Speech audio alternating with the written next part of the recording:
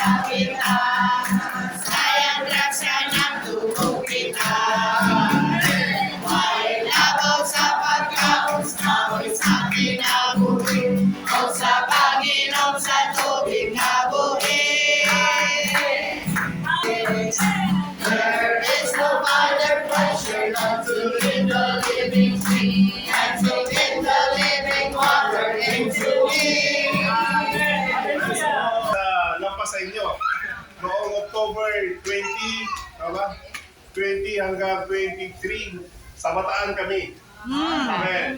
So ngayon, akala ko yung Bataan ng punta dito, taga Bulacan pala. Pero salamat sa Panginoon. Amen. Dahil ang layunin ng Panginoon ay ang paghahalo. Amen. Kung hindi kayo pupunta dito, hindi kami may halo sa inyo.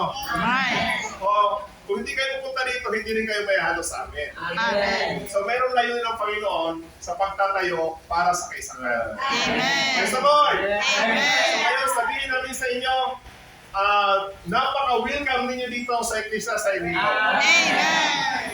Ano mang mayroon dito, inyong i-enjoy. Praise the Lord! Amen. Ito ay ngayong gabi patikim pa lang.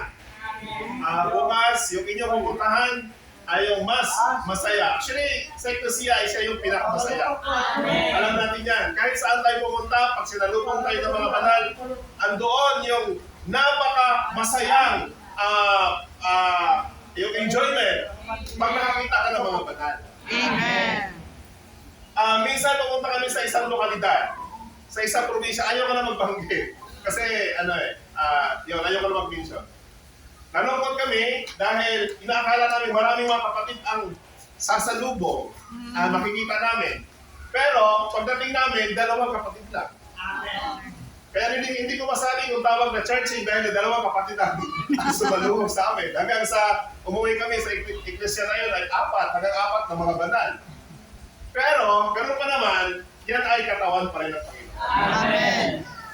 Dinala kami sa ibang mga lokalidad at doon nagkaroon kami na mas malalim na pagtatamasa at mataas sa pagsasalamuha dahil maraming mga kapatid. Hindi yan sa Bataan kasi yung sa Bataan sobrang kapatid. Sobrang saya ang Amen. naranasan namin sa kaeklesiyahanan ng Bataan.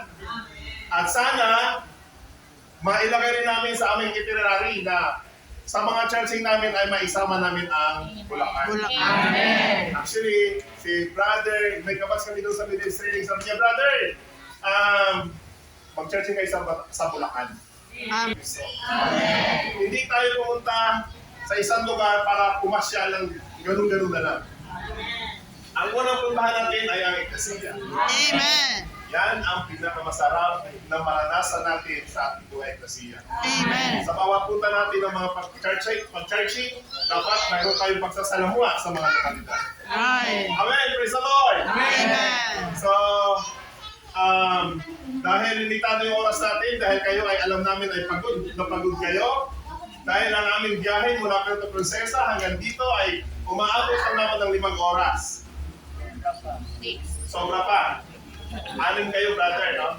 So, ganon katagal. Kaya ramdam namin yung pagod ninyo. Siguro,